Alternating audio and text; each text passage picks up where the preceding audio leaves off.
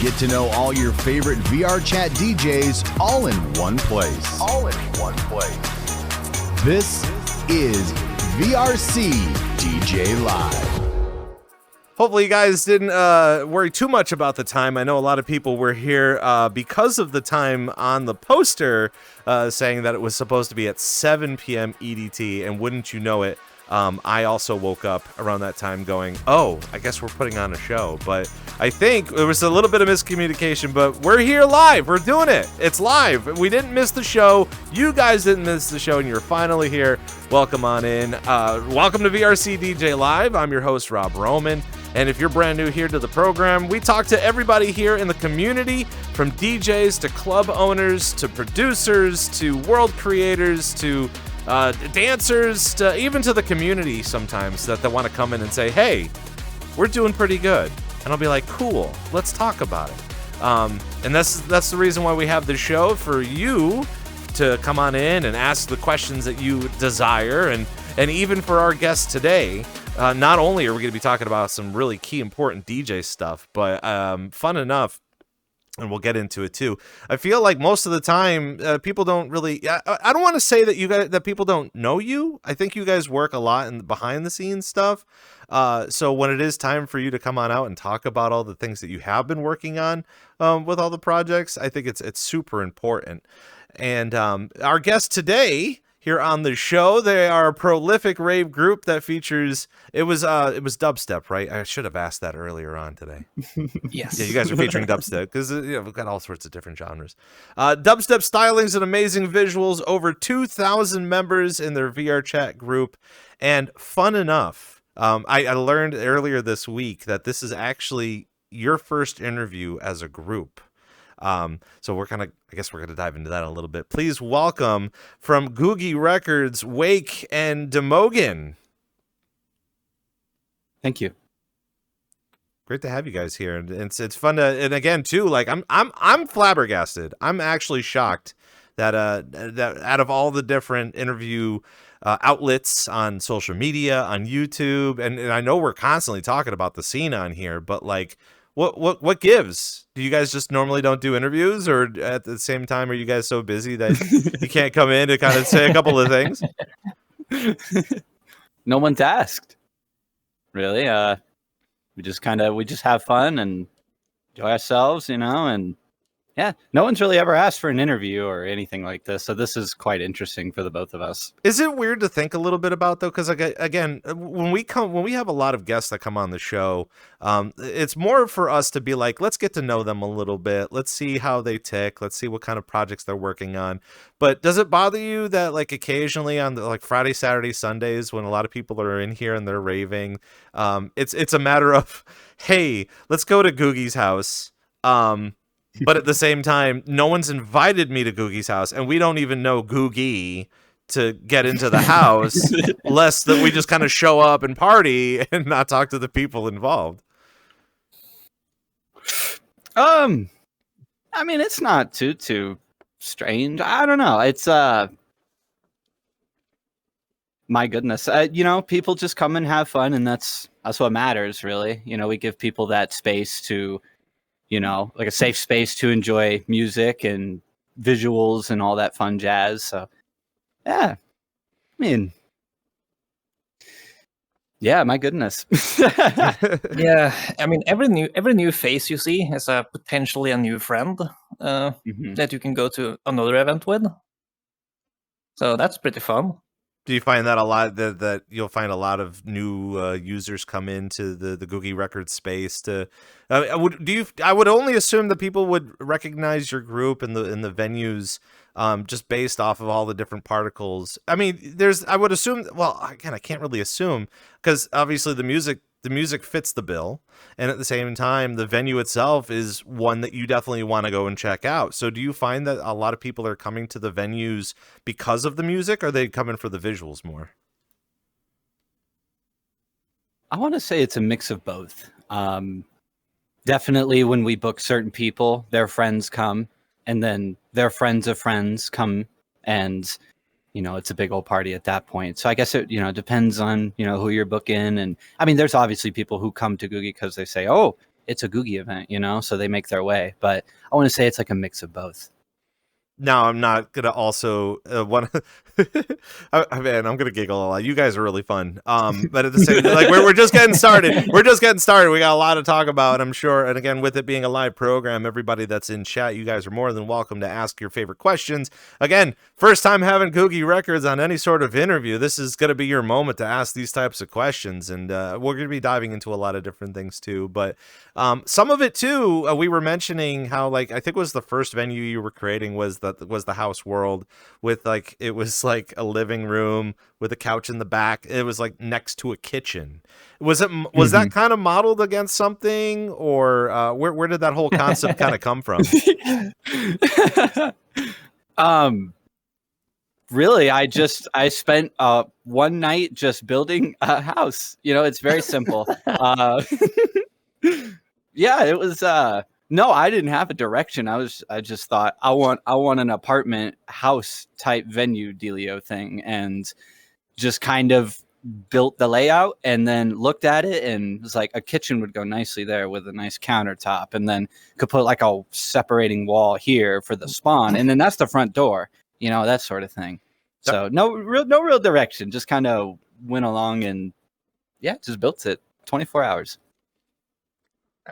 I guess it kind of just ended up as like the idea of an apartment, but it just kind of ended up as a studio apartment that just came out of Wake's head.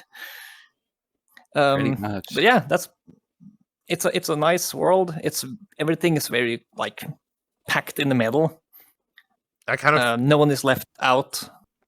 I kind of feel like when it comes to the world creation in here, and I'm starting to kind of dab into it a little bit as far as something that is getting created in my brain compared to an actual living space, compared to, I don't know, like if you've ever wanted to go to the pyramids and party on top of a pyramid, like that is something that like is not truly attainable. Like if you were to go to any sort of pyramid, or party in a pyramid, for that matter, like who's going to set that up? It's a historical landmark.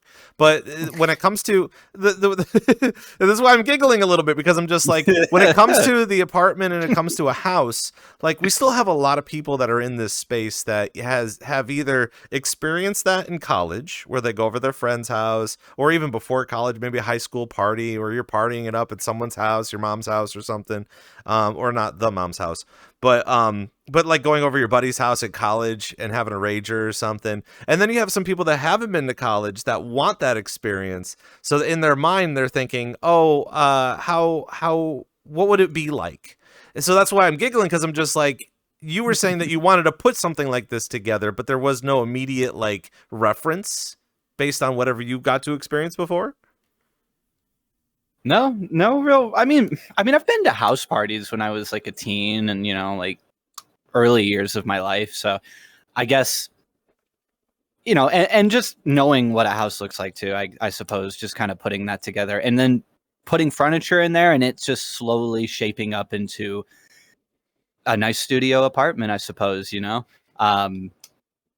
Yeah, it's interesting for sure. I mean, with world creation, you can kind of go really any direction and kind of do whatever, and you know, with proper execution, you make it look real nice. So I guess the real question is, if you were gonna, like you were saying, you were the one that put together all the different furnitures and you're putting them like in line, at what point, at what part of the stage does it line up saying, you know what, we have this couch, let's put like 3 Canon lights behind it and like spotlights and like a disco ball, and we're gonna put some other like we're gonna have a potted plant, we're gonna put a bunch of lights in the potted plant, or you know, where does that usually start? Well, I guess definitely just wanting to have, you know, like a venue with, you know, pretty lights and everything like that, or some cool shaders. Yeah, I guess just with a mix of wanting to make a nice cozy environment, but also incorporate a venue into it where people can listen to music, experience music, and still be cozy. So that would be the general, you know, direction and everything. Is that the kind of feedback that you've been getting from a lot of people that have been coming into these venues themselves? Is it just a matter of being comfy, but also trying to explore the visuals of it all? Yeah, that, and that it's like trippy. There's a lot of folks like to take psychedelics, and they'll come to Googie events, and they'll just melt their mind with the visuals and the particles and the VFX and the crazy spinning cheeseburgers that are floating in the sky. You know, Is there really cheeseburgers? I haven't really noticed. there really is cheeseburgers floating in the sky. There's also a whale in the Googie forest that just right over the sky. Oh you know, my it's gosh. wonderful. I feel like we all have to kind of take a page on that. We have to make sure we remember that, because that's again one of the we're gonna be. I mean, oh man, we have so much to talk about and so many silly things to talk about. But even before the show, we were kind of discussing like club etiquette, and I know we'll probably dive a little bit into it too, especially as again kids are going into school now. It's kind of weird to think about, but school's starting again. And who knows, especially with all the new headsets and stuff, we'll probably get some new people coming in here trying to experience what you guys get to provide for us with these types of venues and particle systems and all these really fun, integral visuals as far as the rave scene is concerned. So even kind of breaking all of that down compared to the type of experience that people are going to try to get when they go there. You know, we always talk about the perfect venue, people wanting to go listen to the music. I think for Googie Records, it's more visual stuff like that. Take us on a little journey outside of just regularly just sitting up there looking at the cheeseburgers in the sky. But take us on a little journey about like what made you think about creating such an elaborate venue or line of venues with all these types of visuals. Well, that's a good question. I guess you like build an environment, right? You get like a thought in your mind. You're like, maybe I want to make a venue that's a giant shoe, right? Like a giant Jordan or something, right? And so you make the map, right? And yeah, I mean, along with just already having a love for, you know, lights and shaders and VFX and all that craziness, just kind of incorporating that in there, really. I guess just kind of like playing around in Unity and just kind of seeing how these shaders look in the editor, and just kind of experimenting, right? I mean, sometimes you kind of just have to like throw things at the wall and see what sticks. Sometimes things aren't good. Sometimes things are really good, you know? And when things aren't good, we'll just take it out. We're like, all right, we'll just take it out then, you know, no big deal. When things are really good, we'll take that. Like when people give us good feedback, we'll take that and we'll kind of build off of it, right? And that sort of thing. Well, I mean, obviously, lots of playing around in Unity. I think if you haven't already been in Unity to take a look at all the different sliders and things you can do and change, and even with C# and everything, you can create something. I think the question that I'm kind of alluding to is kind of where it started for you. Like, I don't want to say as a babe, you sat there and stared up at the sky and saw the cheeseburgers in the sky. But, like, I would only assume that somewhere in your life, you were just, like, you were blown away by visuals that inspired you to kind of come in here to make these type of visuals. Is that kind of true? Is there at any point in time in your life that, I know Damoggen says that he's got something in your history. Yeah, I mean, from like 2008 and onwards, I've been interested in like the demo scene stuff, where people make demos and stuff, and part of that is making really good visuals. So it's pretty cool to be able to like implement something similar in VR, where you are even more immersed. And yeah, there's been like the inspiration from other places in VR as well. That's been a big thing. Mm-hmm. Like with Break has inspired us a lot. Yes, Break, PK, shout out PK, and Break VRC. They are wonderful. So what's so special about that? Well, definitely our biggest inspiration for sure, because they take a lot of screen space shaders and, you know, all sorts of different things like animations, right?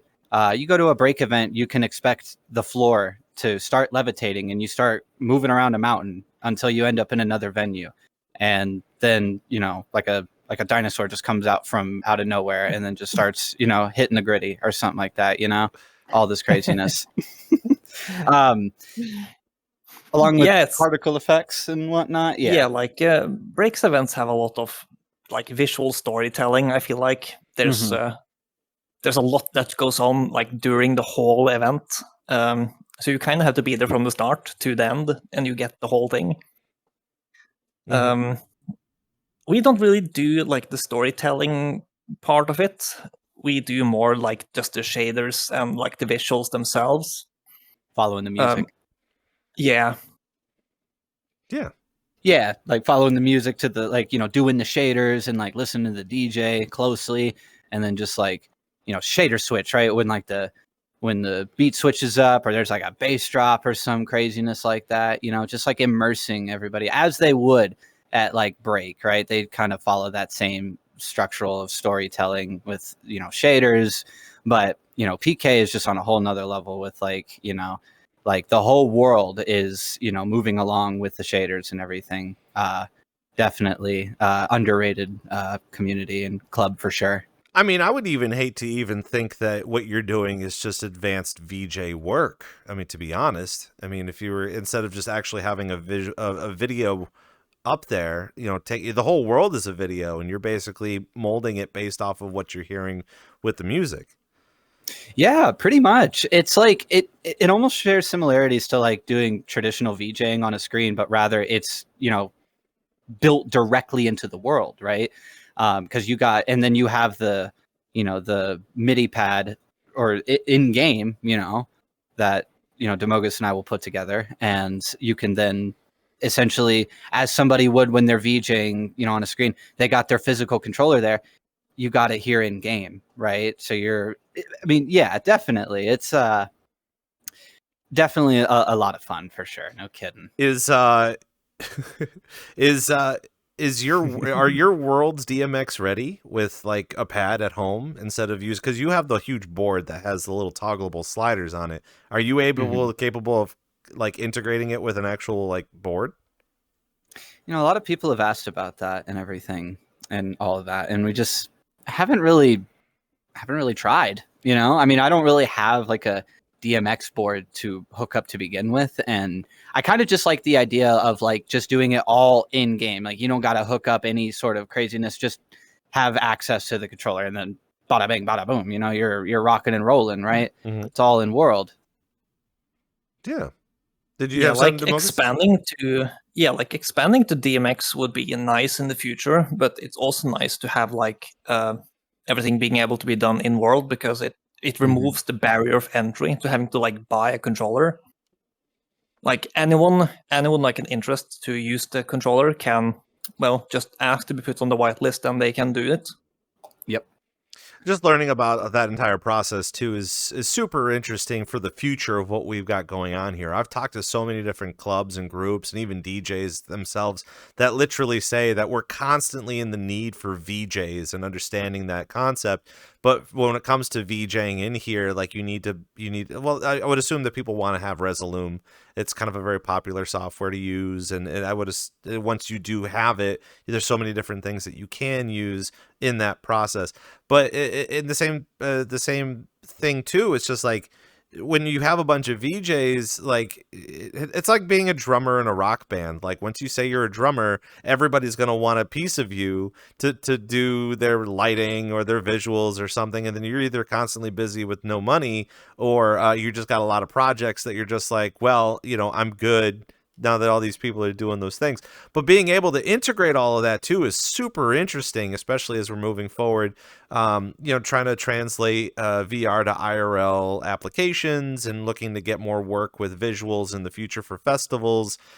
Just being able to explain all the different visuals.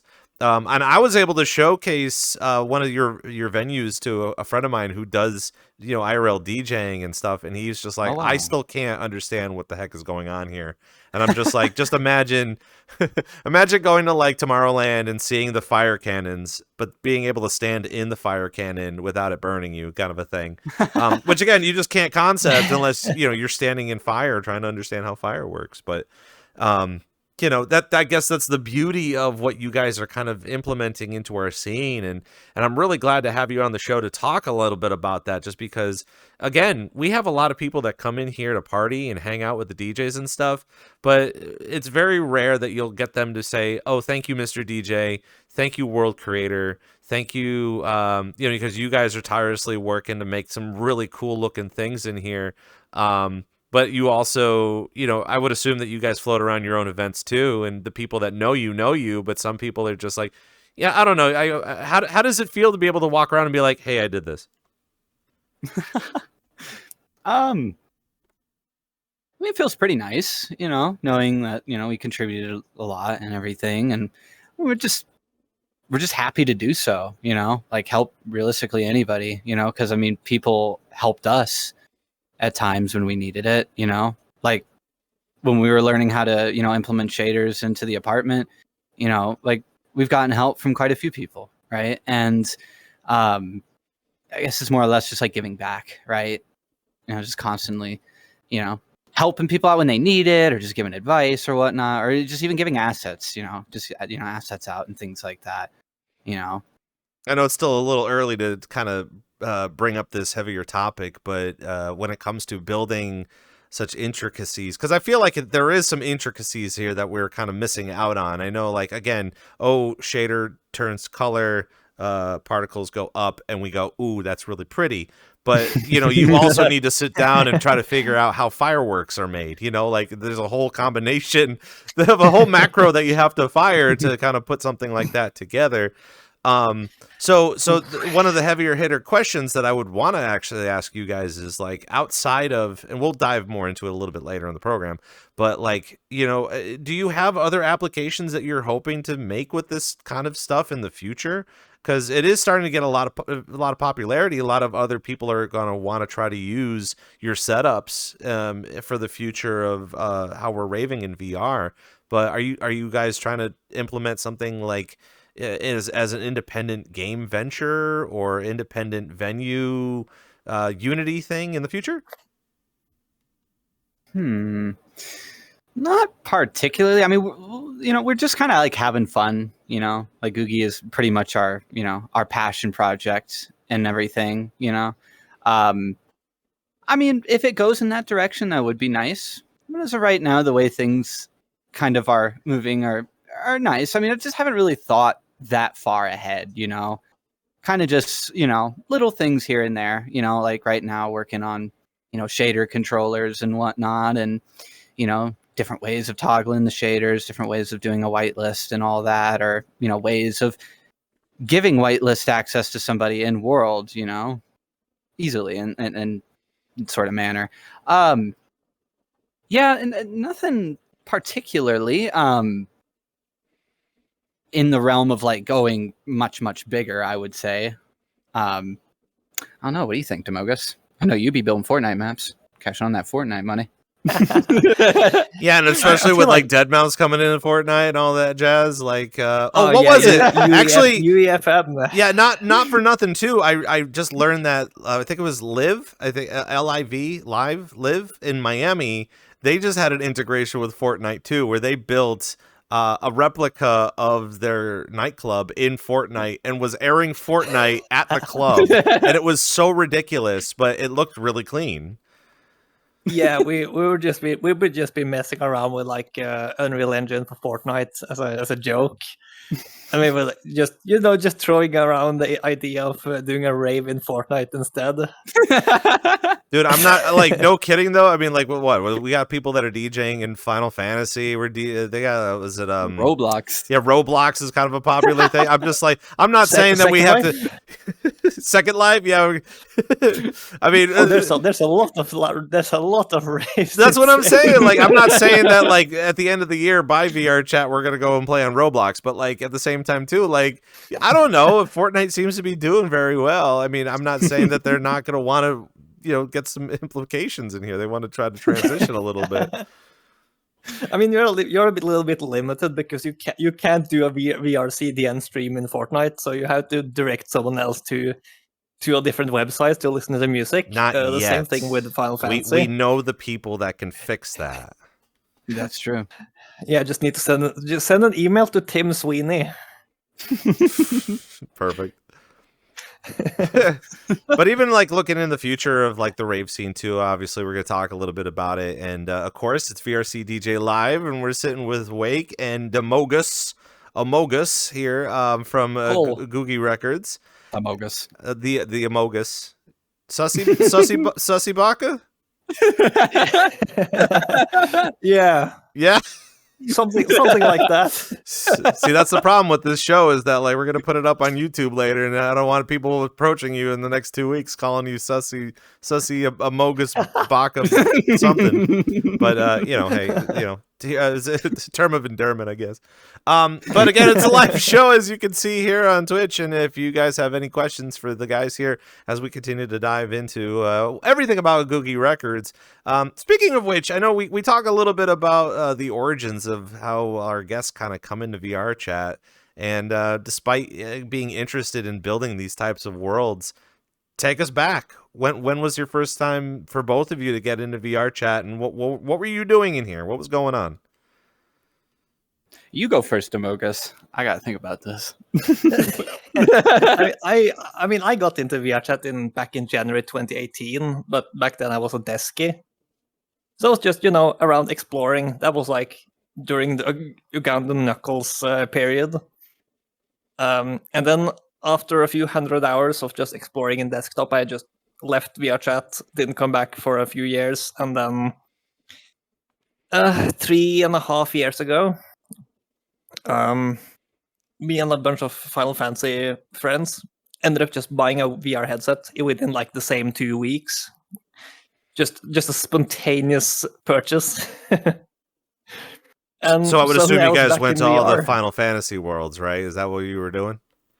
No, we just happened to play Final Fantasy, and like the server we were talking in is kind of like a spin-off where people play whatever, and then just a group of us got interested in VR, and we just ended up buying VR headsets at the same time, and we started hanging out and exploring, well, whatever VRChat has to offer.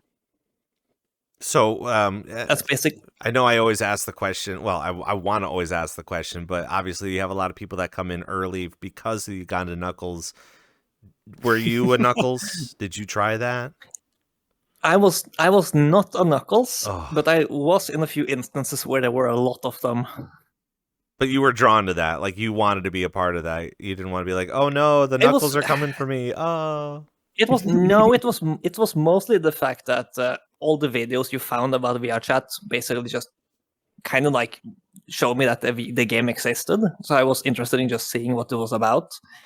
But back then I didn't really have the income to get the headset, I feel which like is why I was just exploring in desktop. I was gonna say that's probably one of the best reasons to be in the Uganda Knuckles army is that you can be a desktop and just run around as desktop. But I mean, that's always a very good thing about that too. But Wake, what about you? How did you get in here? When did you come in here, and why did you come into VR chat? I came into VR chat in early 2022, simply because I was dealing with some like hardships at the time, and like I was like, well, I need some company, right? And I had already had a Quest at the time, and because I got a Quest specifically to play Half-Life Alyx, because that Half-Life came out and it was VR only, and I'm like, all right, I guess I'm gonna have to get a VR headset then, because I've always loved Half-Life, right? So that was like 2020, 2021 or something like that, I want to say, or somewhere around there. Whenever the Quest came out, but I played it and I was like, all right, cool. And I just shelved the VR headset for a while, and then early 2022 came around, and I was just playing around on the headset again, and I saw VR chat, and I was like, well, I'm gonna check it out. I know it's pretty popular. I talked to somebody in there in VR, that'd be cool. And I wired in, and I actually met a lot of different people, like I was hanging, just kind of exploring, seeing what VR chat had to offer and everything. Met all sorts of people, and eventually it was pretty quick that I got introduced to the club scene as well. But I met one friend that doesn't really get on anymore, but his name was Alpa. He was a Korean fella that would show me all around VR chat and stuff like that. And so the homie. I hope he comes back online one day. It's such a nice, interesting way of you saying that you were just kind of come on here and socialize. I feel like those are the types of stories that we just haven't really heard from a very long time. I know back in 2018, it was just a matter of that coming in here, and your first like achievement was to go into a public and just start talking to people and trying to like deduce who you want to hang out with. But even more in the scene around 2021, 22, it really did seem kind of just like word of mouth that there was a rave scene in here, and there was already a developing community of people that you could hang out with, even comparable to the people that that you could meet in here. Now, did you ended up where did you end up meeting this person? It wasn't at like Black Cat? No, it was at Midnight Rooftop.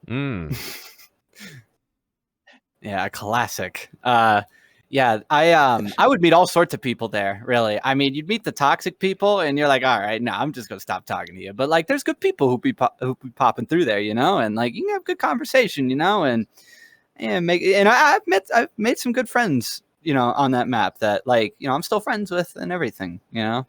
But I got introduced to the rave scene because my friend Alpa took me to an event world that was more it was more JP based, so I couldn't really understand anybody, but there was a DJ there playing music, and I'm like, whoa, there's a like cool DJ here, that's so cool, right? Because he's, you know, he was DJing through his mic at the time too, and I was like, oh, I was still fascinated by it.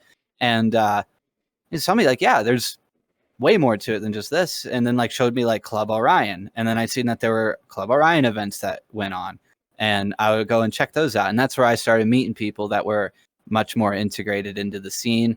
And then my first, you know, actual rave that I like specifically remember was 1042 Blood Rave. And the shaders there are what got me hooked onto shaders too. Well, what about you, Damogus? Obviously, I would assume that you were big into music or trying to understand the rave scene. How did that all kind of come into play too? For me, getting into the rave scene was kind of just luck and chance. I joined on a friend because I was bored. Most people on my friend list were already asleep. I joined on my friend, and he was passed out in the corner. Shout out Billy Tan. But yeah, I think it was Baseline. It was like an event in Baseline.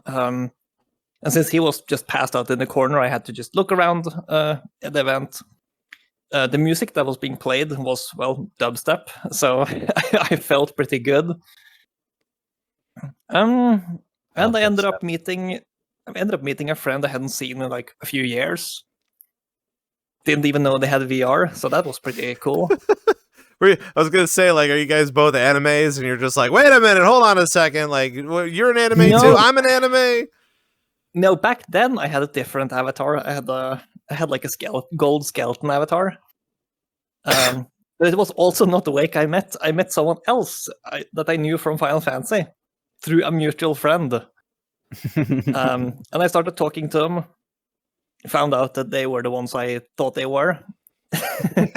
and they took me to a few other events, like Schism. I used to have Schism on my clothing as well. And I think it was a little later I went to 1042 with Blood Rave as well. And well, same as Wake, I enjoyed the shaders there. Yeah, I was gonna. Schism had a lot of good shaders. I was gonna say that, like, is this where we get to hear the story of how you two met and kind of figured out what was going on here? Pretty much, yeah. I think we met. I think we met at 7D. Yep. Because we both have the same mutual friend that I met at Baseline, and I'm looking back at the pictures I took from that event, and I see Wake in those pictures. But I just didn't talk to Wake back then. And at Blood Rave, Wake was also at Blood Rave with the same thing. I didn't talk to him. And then I think we ended up either talking to each other at the silo or at the Blood Rave. One of the two we ended up talking to each other. I don't remember which. I don't either. Yep. I remember I like to dance a lot in my early days of VRChat. I still dance, but I don't do as much anymore. Like, you know, feeling the music, so I just start like waving my arms and just dancing around. I'm not good at dancing, but I would do it anyways, right? And I remember meeting Damoggen, and I would just like did a little dance around him and whatnot, and then we ended up just like talking and whatnot, and we just ended up becoming pals. Forever pals. It would normally be like. Yeah. Well, I feel like it's friend. forever now because you got this thing called Googie Records all of a sudden, and then it's just kind of gaining popularity based on all the different things that you guys are putting together. And I'm sure there's like friendship quarrels from time to time, right? Maybe. Not really. No, not really. I've literally slept in Wake's like guest room like a total of 6 weeks over 3 trips. You slept in my bed. I slept in your bed as well. Okay. Yeah, I slept in your bed as well. I feel like this is TwitchCon all over again. Yeah. And I've slept on your floor. You did fall asleep on the floor. Passed out on the floor. Perfect. I mean, as long as it's comfortable, right? So I don't know. I mean, we've seen. Listen, there's plenty of people that like sleep in bathtubs, or they'll sleep. I think, man, what was it? They'd be sleeping like face down, ass up, kind of a thing, and just just all contorted pretzel kind of. I don't know how people do that, but compared to that, I'll probably be comfy because at least you have a rug on the floor. There's a rug on the floor. Yeah, because you can at least wrap yourself in the rug just in case you get too cold, I'm sure. I'm not saying that there's pictures of that, but So kind of get back on track as far as what we're talking about here on the program. But again, you guys coming in at different times and understanding different cultures and different genres, especially with the dubstep thing, I feel like you guys would kind of generate your love for dubstep and how you were kind of put together. Was there any added influence based off of the things that you've been seeing on social media, YouTube? I know around that time there were a lot of documentaries about VRChat rave scene or virtual reality raving, or even more so, like, again, just the amount of groups that were just kind of on the rise. You talk about Schism kind of, making their mark here in the game too. I mean, like, when I got into it, I never really saw any videos about the rave scene. I got into it blind, pretty much. And like, Wake and I think we got into like VR kind of around the same time, with like maybe 2 months in between from when I got a headset and Wake got a headset. So we kind of experienced the same play. Like, the scene was in the same place when both of us got into VR, compared to like when I first was in VRChat in 2018. I was gonna say, was the music kind of the same? I mean, I would assume that the instances where you guys found each other, you were listening to dubstep, but was still kind of a popular thing at that time for both of you? No, when the places we met was there was a lot of rhythm and other things like that. There was like the headbanger events we used to go to. I miss those. Rest in peace, 7D, for real. Yeah, like. We found out that both of us were really into like the same kind of dubstep actually pretty late. Like that was like months into the future where we found out about that thing. Yeah, it's fun from time to time to kind of go and do a little bit of a nostalgic trip based on all of the things that you experienced a couple of years back. I know for the future of the program and the future of like VRChat and people coming in here, which we're going to experience again. I don't want to say that we're not going to experience it, but like, you're going to have a bunch of people in here and they're going to be like, well, let's talk about the past. And then they're going to be like, no, we're not very interested in the past of the things that had happened. But kind of the future of things, especially even this year alone, we've been talking a little bit about how disco music has been kind of making a comeback, and there's a lot more disco events and people enjoying that sort of thing, even though they are literally like 50 years younger than when it first came out. But at the same time too, like around that time, there was an immediate popularity of drum and bass. I felt like there was a lot of people in here that it was a popular thing to listen to, even compared to the hardcore scene or dubstep rhythm.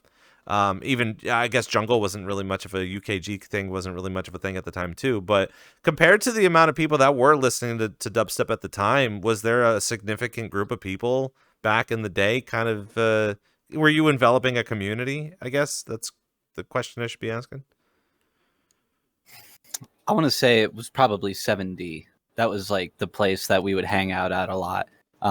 Simply because, I mean, there was rhythm, and, you know, we both love dubstep a lot, and rhythm is a form of dubstep, you know, tear out as well. I don't mind it, you know, a little bit more aggressive for me, but I'm still going to listen to it. I'm still going to headbang, you know, it's good stuff. In the, in the early days of the rave scene, you really didn't hear a lot of like 140, like dub, right? Or like that, you know, that sound system roller, those wobblers, you know what I mean? But you would hear more tear out and rhythm and things like that. So when it comes to that, Damoggen and I wanted to kind of build a place where we could just kind of play that stuff, you know, kind of create like a community, because it was like me and Damoggen and Lomi and a few others that just like really enjoyed dubstep, right? And we knew where those roots, you know, stemmed from with dubstep, and we really enjoyed that stuff. But the thing was, is you didn't really hear a lot of DJs playing that, you know. So that's kind of where like Googie Records started to slowly form into what you see it is today. It's just we wanted to hear more dubstep, right? Because we were also DJs, Lomi and I were. Damoggen wasn't at the time, but, you know, we still all loved the same music. But Lomi and I were always constantly DJing that stuff too. When I was first starting to DJ, you wouldn't really hear a lot of it. But when I remember specifically, I played at Tunnel. If you remember Tunnel back in the day, that was like a venue in like a sewer or something like that. But I played a set there, and it was all just straight, you know, RSD and Koki and Mala, like just, you know, like that, those roots of dubstep. And I had a lot of people asking me, what is this? What is this? Right? I told them dubstep can't be. There's no way. This isn't dubstep. Like, yes, it is. What do you mean? You know, it blew my mind that people did not know that that was dubstep, because they had it so mistaken with, you know, rhythm and tear out. And a lot of people would say, I don't like dubstep, you know, because of that. And Too aggressive.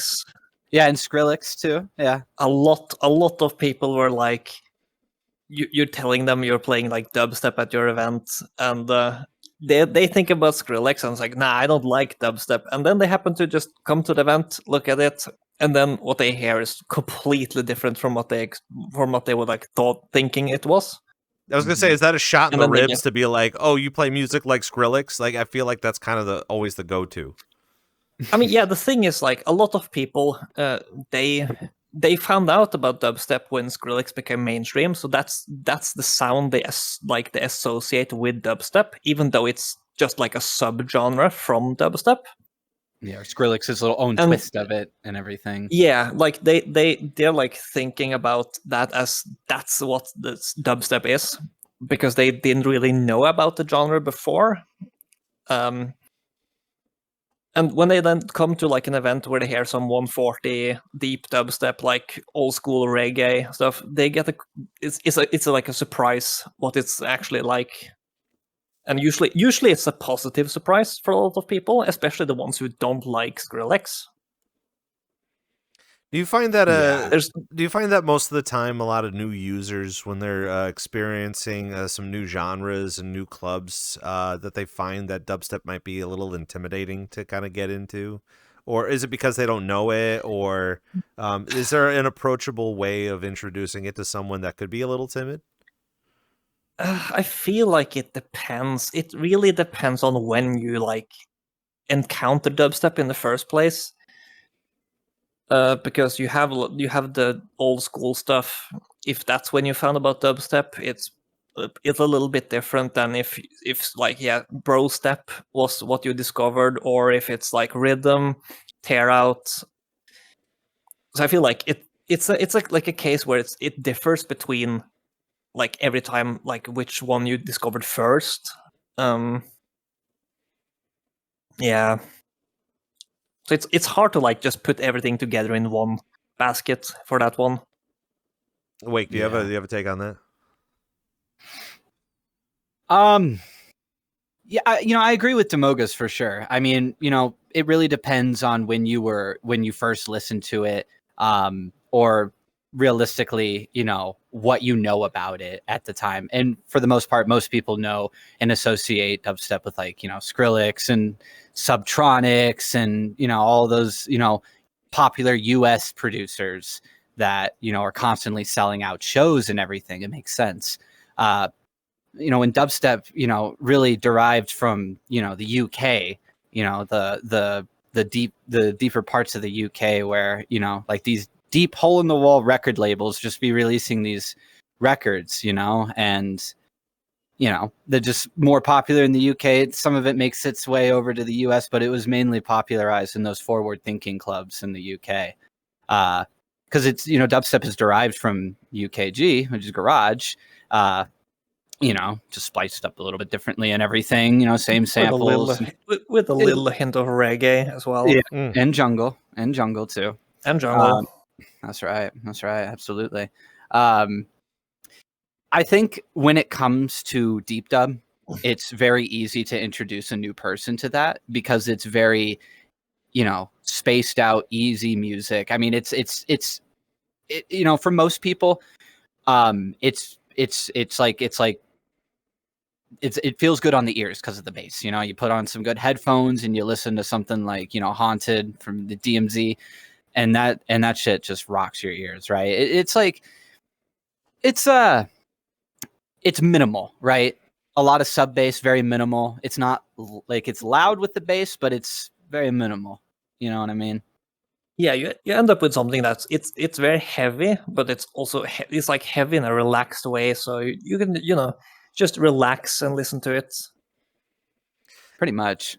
You don't got it. You don't got to dance or nothing, or you can dance. You don't have to dance either. You can just sit back and be like, yeah, this music feels great on the ears, or something like that. Or, these sub basses in the song be doing things to my brain, or the wonky, you know what I mean? That sort of thing. I mean, it's also great too, the fact that you provide a venue that like you have all of these types of visuals. You literally just throw them in a bag and shake them up and just let them loose. And when it comes to finding what the wub could give you, visually, you're gonna lay there looking up at the sky, looking at all these elements until you find that thing, and then you will find your vibe and just sit there for that. And like that is magical. I think that's what the term is. It's magical. But magic's scary sometimes when you don't really, like it's kind of. Oh man, for me to try to break it down, it's so difficult because it's like you could say that horror maps and haunted mazes are magical because you're not expecting anything besides a jump scare, and then when you do get scared, you get like excited. It's kind of like a jerk reaction where you're just like, oh my gosh, I kind of knew it was happening, but I didn't know what to expect. Or maybe spicy food, same thing with spicy. Like for me right now, I enjoy spicy food, but I'm nervous that I'm gonna eat something that's way too spicy, and then I'm gonna have to go to the hospital. But it's nice that you can eat a spicy and you can be comfortable with it going, my mouth's on fire, but I'm okay. So I feel like even with Googie Records and understanding how to introduce the concept of dubstep with the visuals, mixing it in, you're kind of setting yourself up for a magical time, especially depending on how you want to define your wubs. And I'm going to kind of ask you guys a very complex kind of question, kind of a hot take, if you will, about just the scene in general, where the popularity can lie based off of an underground sound. And while I'm not saying that like dubstep is not too far away from that particular thing, I think it's still kind of taboo. I think it's kind of quirky how like people are just like, I found a thing, no one's heard of it, I'm gonna make it famous and popular. And it always kind of develops into that scene, especially when we're in a social simulation as VR chat, where it's kind of like, oh, you haven't heard of so-and-so? Man, they're amazing. And then all of a sudden, everybody's listening to so-and-so because they found them on SoundCloud or something like that. Where do you see that happening within our community now? I'm not saying that dubstep used to be like that. There's still an underground scene of people trying to figure out where they can find the latest, greatest music based off of the vibes and stuff like that. Where do you find that dubstep has been kind of transitioning, let's just say, in the past couple of years, especially in VR chat? Well, I've definitely noticed a lot more DJs playing that sound, and that's kind of, that's a good thing. I've been wanting to hear more dubstep. That, that's the whole goal. Let's hear more dubstep. I want to say, when it comes to music being underground and it being in here, I mean, I feel like most music that's generally underground generally, holds itself there for a while and whatnot. I mean, I don't see like a genre exploding in VR chat. I mean, there's always, the sounds that, people will resonate with, like house music and such like that. And, garage, like the more people like more of the jumpy upbeat sounds, like they want to dance, they want to groove, they want to, they want to wave their arms around, that sort of thing. And it's like more underground music is like a bit more like, lower end experimental, and while it'd be great that gets popular for sure, and that would support underground artists and everything, everyone gets to eat. I don't see that happening here within VR, anytime soon, at least. Right. Just especially because I feel like the scene itself is already so underground, like we're such a niche community, like we're such a small portion, the rave scene itself. It feels like such a small portion of VR chat because there's so many different layers to it, and that sort of thing. I feel like it's underground. Like the whole rave scene itself is just underground, there's always clubs that I'm learning about that I didn't even know existed. And they're like, oh, we've been around since 2021. And I'm like, huh? Damn, where you been? But just it's also the fact that when you go to different events in VR, it's like very often you see the same people as long as you stay within the same region. Like if you go to like a random US event, you'll probably see names of people that you know. Just because, the scene is like it's on like VRChat scale, it's pretty big, but on like an actual global scale, it's pretty small, just because of the barrier of entry, where a lot of people won't get into the scene unless they have a headset, and that's, well, they have to buy one. So in like the grand scheme of things, it's still pretty small. Yeah. It's particularly interesting, especially for what we do here on the program and what we're constantly talking about in VR is I feel like in the past couple of months, we've had a lot of downtime where we have been talking about the business aspect of it. And I know we're going to talk about it because we were talking about how Googie Records is a record label and how you want to create it as a record label, and as well as where you see the future of it kind of going on to. But we also can't deny the fact that we're also getting eyes from outside of our simulation. A lot of people that are constantly feeding into VR chat, even this year alone. And I always talk about it. I laugh about it only because I'm feeding into it as well. But besides the regular content creators that we see on like Twitch and TikTok and Instagram too, there's a huge scene coming back with Rafflegator and Marcus. Kind of getting a resurgence for role playing and making that type of content in here as if it were back in like 2017 or something like that. So now we have just regular people that are interested in like AI, not saying that this is AI by any means, but like AI generated or 3D video game generated kind of content where it can be relatable based off of their meme kind of culture, their joking culture. But even more so, we're starting to see a lot more DJs nowadays implementing some sort of an AI-generated VTuber-esque kind of a thing. Lest we even dive into the whole Baby No Money, where he's starting to kind of bleed into the VTuber community in general, communicating with those people and trying to get into more 3D space and what we're doing in here, even comparable to some of the DJs that are constantly coming in here to perform as well. So we, as much as I would love to continue to sit here and talk about the business aspect of it, we do have to dial it back a lot when we're talking about the underground scene. As you guys were saying and implementing that, like the scene in here, even though we have our own large, tiny village, if you will, the stuff that we have in here is still kind of sacred and still kind of young and underground-ish, even comparable to the people that are proactively looking to expand their horizons and trying to kind of go into the IRL type of culture. And feeding into this topic alone is very special, because don't think that the things that you guys are doing does not get taken notice. I think a lot of people, when it comes to the visual aspect of it, and even breaking more ground in the genre community that you guys have been developing as well, being able to showcase all of that up on YouTube, average people are starting to take notice about the things that we're doing in here. And I feel like within the program, we have to kind of sit here and say, what else are we doing in the future that is going to either aid in better successes for us to be IRL and doing IRL stuff, compared to, keeping it in the village, keeping it underground, keeping it to having us enjoy our space.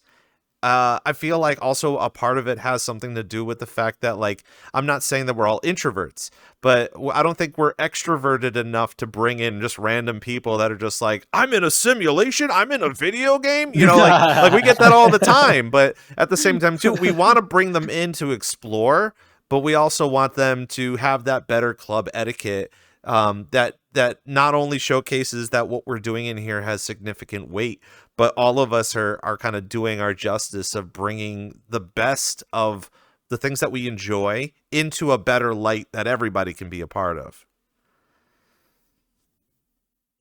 Well, I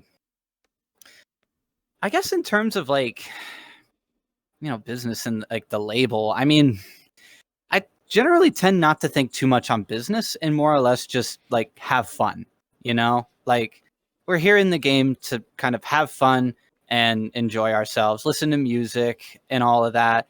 Googie Records started off as, Googie Records.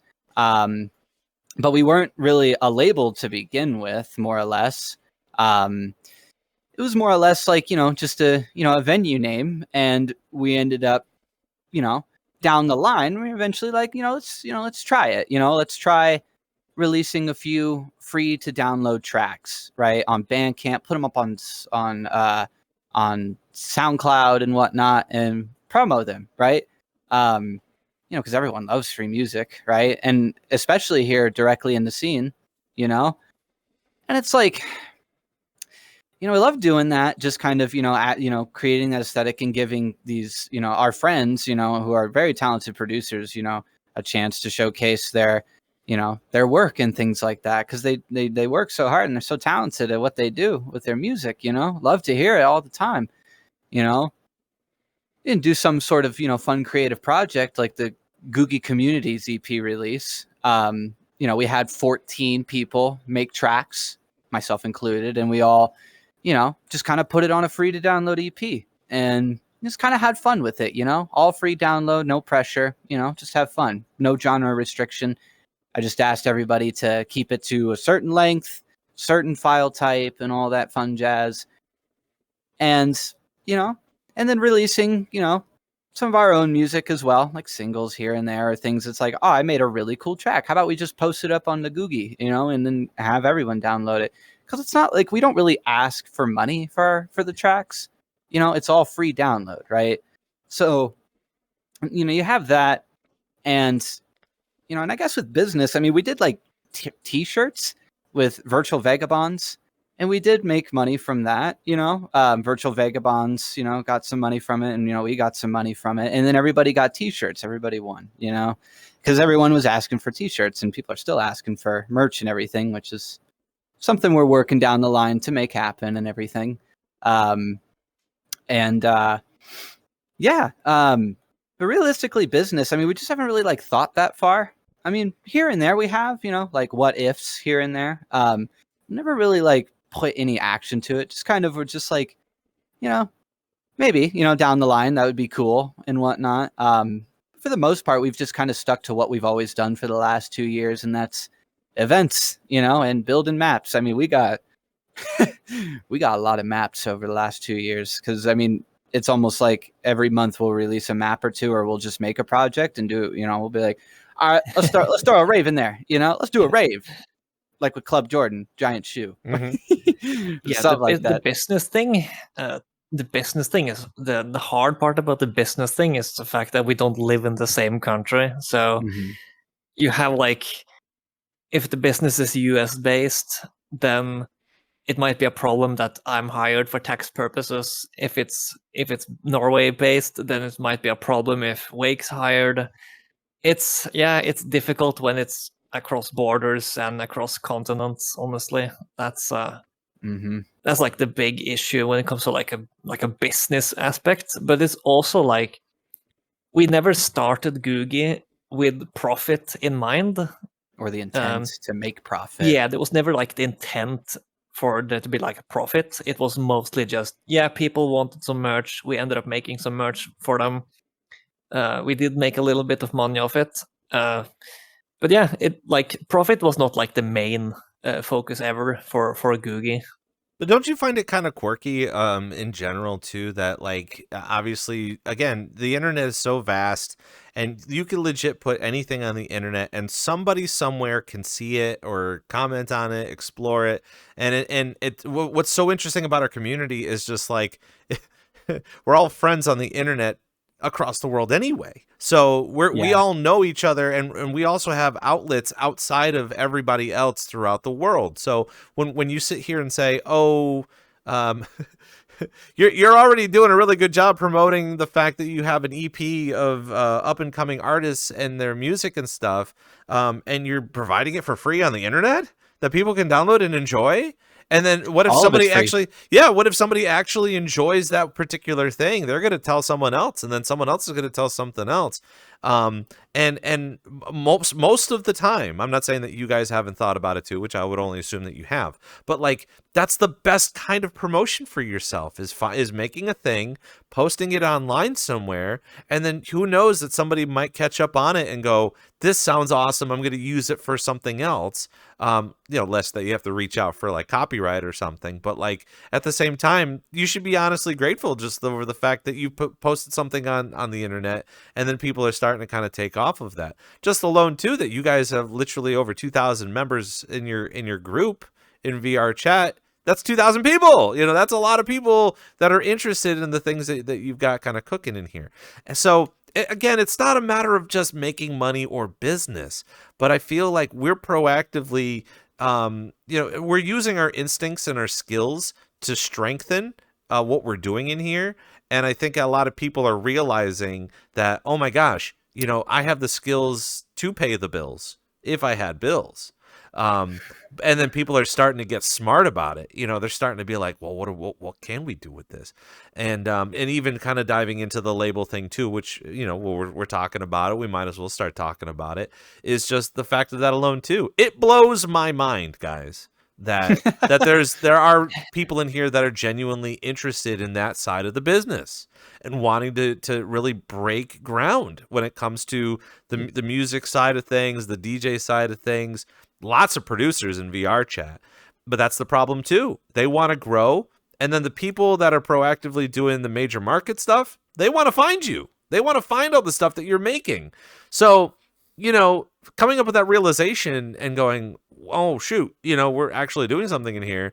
There's a weird inconsistency of balance between, oh, am I still going to do this as a hobby, or can I live the life that I've always wanted to? So we're going to continue to dive into that. I want to actually ask the question. It is VRCDJLIVE, by the way. I know we're kind of diving into some like really heavy hypothetical stuff. Like, I'm just kind of like really breaking your bones here when it comes to understanding these types of concepts. But this is what we need to know, though, right? I mean, we're coming in here, right, and we've spent literally thousands of dollars to strap a toaster to our face to come in and perform, get to know more like-minded people. Again, trying to meet up with them IRL and sharing the space with them, and we're just doing it for a couple of yucks. I mean, obviously, you're building a venue in a shoe, but But you're like that's a fun thing to do too, and you're more than welcome to the thing. I want to know more about Googie. Where did that come from? Who's Googie? What's going on with that? Who is Googie? You want to elaborate on that, Damogus? So Googie is an entity that comes from 128 by 64 pixel texture from VRChat. That's where the entity of Googie comes from. So then, where does Googie sit? Does Googie go to the venue? Does Googie sit in an event? Yes, some venues we have a little Googie somewhere in the event, just sitting there watching over everyone. That's true. It depends on the venue. Is he like a rave entity? It does. Like he just kind of forces you to to rave? A little bit. Comes in many different forms in such a manner. Whether it's particles or, a shader or a screen overlay or just just sitting in the distance with glowing eyes, Or it could be Michael Jordan too. We have a Michael Jordan that hangs about too. Are we going to see like a like a Chicago Bulls version of Googie just kind of sitting there with a basketball? No, as in you'll see Googie separately somewhere, and then you'll also see Michael Jordan in the Chicago Bulls jersey. Ah, okay. The question is just where you'll find Michael Jordan. Yeah, or Googie. Yeah. I'm more worried about us like hanging out 80 instants in a shoe, like that's the next big thing that I'm kind of picturing. Oh, don't worry, Michael Jordan is there too. Yeah, Michael Jordan's there especially at Club Jordan. I mean, I would hope so.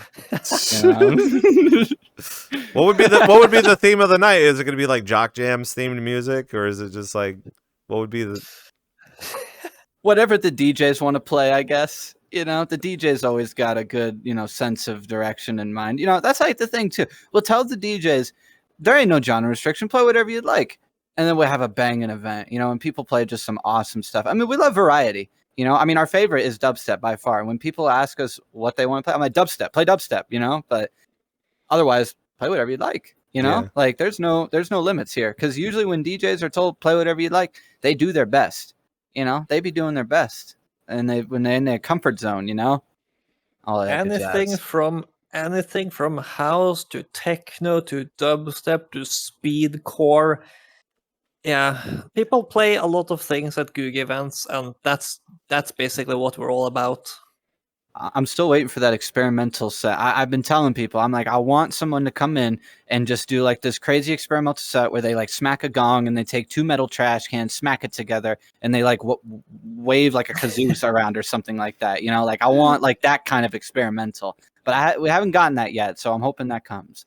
I'm sure, just like anything. I mean, I know a lot of people like themed events recently, and like now is not a fantastic time to start that just because of the fact that, again, I don't want to be the one sitting here going, you should probably be planning your Halloween events. You probably should be talking about holidays and Thanksgiving and stuff like that. But that's only around the corner too. So like, even if we had enough time to do some sort of a weird themed event, have you considered having a birthday party for Googie at any given time? I mean, we have. That'd be like our 1 year generally. Basically the anniversary events are basically the Googie birthdays. You mean I'm talking about the entity though, like celebrating the entity's birthday or having like if you're gonna have a themed event, you're gonna have a full like pizza party for the entity of Googie. That's true. And give him a little hat and like party favors. But how would you know when the entity is born? Exactly. Well, you'd have to introduce the lore to it. There would have to be some sort of added lore to it. Yeah, true. We're gonna have to ask Googie. We're gonna have to ask Googie at the summoning circle. Yeah, we got a summoning circle and everything. Yeah, there's like a lot of lore to Googie that has just kind of like happened over the last 2 years. Like when we first started, doing events at Apartment. We would Do you remember the Sears map that like the Sears rave map? I'm sure I don't know if you know about it, but there's a rave Sears map, and in the back there's like a whole like ritual circle thing in there, and like all of us who were running the event before we would do this about 15 minutes before we'd run the event. We would go in there and crack our drinks. And then we would just kind of sit around the circle, you know, in unison and just kind of drink. It was so cynical, but it was just for the meme. It was so funny, right? Because people are like, "Are you sacrificing somebody?" Hell yeah, we are. We're sacrificing somebody for a good event. That's real, you know? And then we go to apartment, we go do the event. It was a good time. You know, always worked. So we just kept doing it, you know? Yeah, it's so funny to have you guys here on the program so we could talk a little bit about this, because I feel like there is a little bit of like seriousness when it comes to like venues or like events, and we've had a couple of other groups in here that like they've been showcasing how they want to be more professional, they want to seem more professional or want to do more business and stuff like that. But the true reality of VR chat alone is to be really silly, you know, is to kind of come in here and just have a good time for no other reason than to have a good time. I wouldn't be too surprised, less people have the money or the influence to do it, that gamers haven't put in an RGB light in their fridge. You know, like it's like everybody opens up their fridge and it's either a yellow light or a white light and you can see your food. Who says that you can't put in a mini speaker in your fridge and have some Boots and Cats performing with some like glowing RGB effects? That would be. Hey, that's what I'm saying. That's what I'm saying. Like, but I feel like that's what Googie Records would be providing. Like, you guys are on a different level when it comes to like. I mean, you got the visuals down pat. The music's gonna be awesome regardless. But now you're saying we can have fun. Like, what? We can have a good time while we're partying. Absolutely. I mean, it's like, yeah, you can be professional. Absolutely. You know, but I just think, like you said, like we're here in VR chat, we can be silly. We can be a little whimsical, you know, we can have floating cheeseburgers and pizza slices and things of that nature just kind of floating around in the sky. You know, we can have crazy skyboxes that have like penises flying through it, you know, like, you know, we can get silly with it, you know, great googly moogly. I don't know, like I'm all about that professionalism. I get that. I feel like, you know, there's definitely, you know, room for professionalism, but there's also room for a little bit of whimsy, you know? All that good jazz. I think the best part is having a mix of both. So you always have a choice what you want to do. Because if everything was supposed to be like very serious, well, you know, it could get kind of stale. So it's nice to have a good mix, I feel like.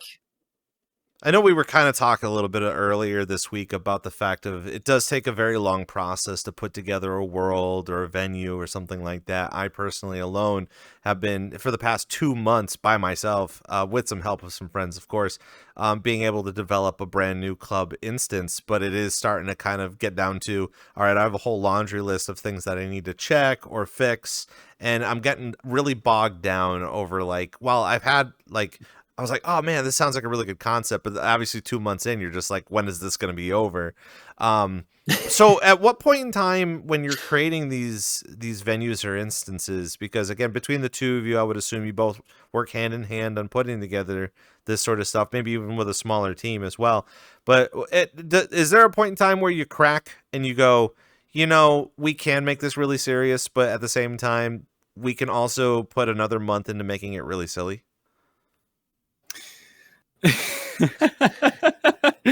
You know, yes. So like we have our like more serious maps for sure, like Viscera, and then we also have like a map we're working on, and you know, like Googie House is also kind of serious in its own aspects, but I feel like it's about how you do the shaders and such too, because you can get silly with it, but you can also, you know, make it a real nice like professional and, you know, like event that like really matches like, you know, like a full dark vibe or something, right? If you're trying to go for you can go in all sorts of different directions with the vibe, because we just have so many maps as well between us. And I guess it's really just like, what are we feeling for an event type of dealio, you know? What are we feeling? Are we feeling more, you know, serious, or are we feeling more whimsical, you know? And there's kind of like all sorts of maps for whatever we're feeling, or depending on the, you know, the vibe we're going for. I mean, we rarely ever do like curated like lineups, but like we'll do things like kebab music, and then we'll, you know, put kebabs on the grill or something, and instead of the DJ decks, it's a grill, you know.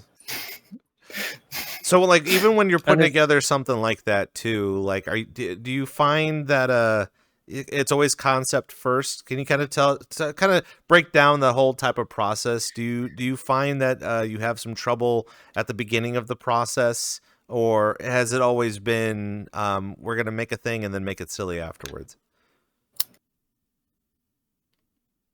It's often it's like you're in VC and you just come up with something silly, and yeah, that will make a good map, and you end up start working on it. Yeah, usually it's like we have like a silly idea before even start working on it. So the silliness comes from the start and not at the end. Because I'm kind of hyper focusing on just like, if you are silly with it and you have a silly concept, like I don't know the time frame it takes from concept and brain to development, especially if you're just making it by yourself. But if you were to really kind of sit, like, I don't know, it's like making if you're producing a record or you're producing a song or something like that, in your mind you have this silly concept, but in reality you're spending 7 to 8 hours sitting there going through the list of all the plugins and sound effects to try to find the actual like effect that you're looking for, and all of that is super overwhelming over the fact that you're just kind of doing that. But we do have a question in the chat saying if you've had any if you could explain some of the biggest challenges that you've had to face when creating the worlds, especially the worlds that you've had previous, because all of them have been like supplemented based off of the particle system that you've thrown in there. But have you ever thought about any of the worlds that you've created that you probably could make even better? Well, I guess the biggest challenges really were, I guess, learning like how like toggles worked and things like that. And lighting as well, I think, were some of the challenges. Just kind of dialing it in right and everything, and understanding how some of these things work. I guess, goodness gracious. Generally, with, oh goodness, I guess this kind of applies to it as well, because you were mentioning it earlier. When you find like a sample or something that you really like, so you build a track around it. It's kind of like the same thing with worlds, right? I find a really cool asset, or I find a really cool shader, on Booth or something like that, that I'm just like, oh, this is gonna knock my socks off, right? If I put this in a world or something, right? So I build a world around it, right? And then I just kind of add more and more things to it. You just kind of think like, okay, what would kind of go well with, with this shader? Like what am I imagining this shader to look like in an environment, right? But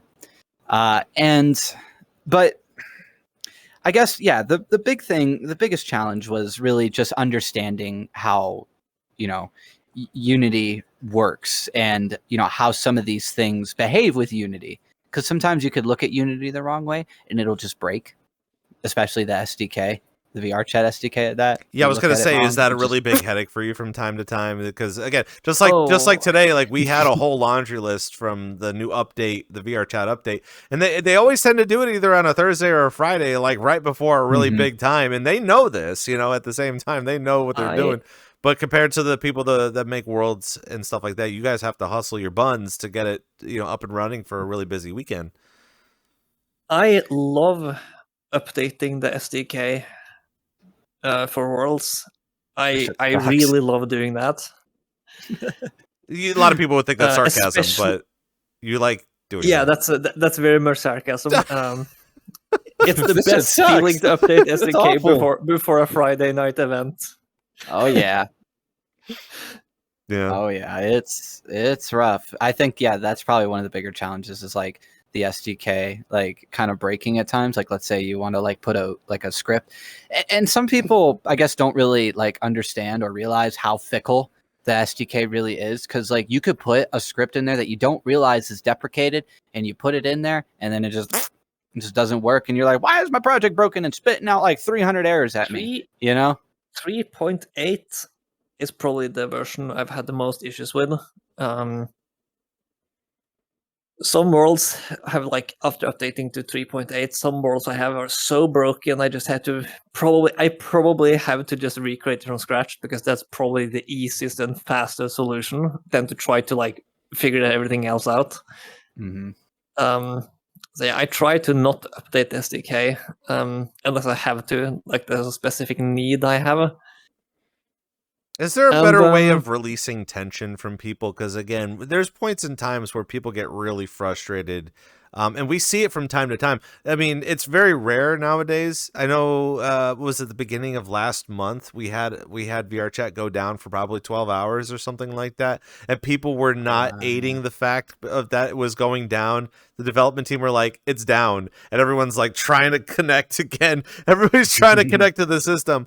But even when it does go down, or even a world has a problem breaking with the SDK, how do you think we can kind of aid in that fact of it being like, we're trying our best without people getting really upset about it?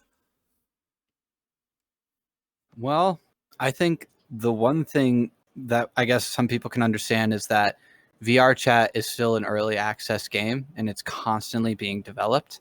So these things are just bound to happen, but it's not like these things can't be fixed, And realistically, when it comes to like world development, a lot of people tend to get a little spooked, right? Because they think it's very complicated and whatnot. And in ways it can be. I mean, you can make anything complicated, really. But with world creation, you could keep it simple, and keep it localized entirely with Unity and still make something really, really nice, and it being fairly easy, and most people will get frustrated. They will, I encourage those people to, like ask people for assistance with their world development, because 9 times out of 10, most people who are very passionate, like Damoggen and I, who are very passionate about creating worlds and helping others, more than happy to help you, absolutely, and I feel like a lot of people tend to kind of misunderstand that, like that they can ask for help. There are discords and communities, hell, they can even go in the VRChat Discord and just, ask somebody for help, or even just connect with some of these, creators and just, get advice. But for the most part, when we usually help people with some of their issues, it usually ends up being something pretty simple. And then they're like, oh, that was easy, right? And then they've learned, right? And then they, move on to the next thing.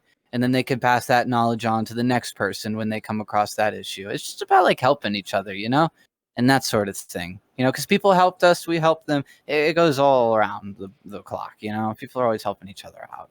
It's super important to understand as well, too, just because there always seems to be a great big amount of gatekeeping when it comes to a specific talent or a thing. Yeah.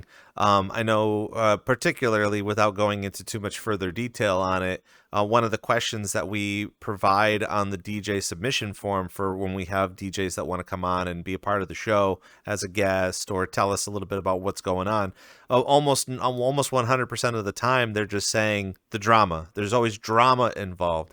And I'm sitting here going, maybe I'm not as engaged as I used to be in here, but like, where is it stemming from? Like, well, how are people really causing a gratuitous amount of drama? Even and even in the world creation sector, it's just kind of like, I feel like there could be a bit of drama when it comes to creating worlds or gatekeeping or something like that. But in reality, again, we're all in here kind of doing the same thing.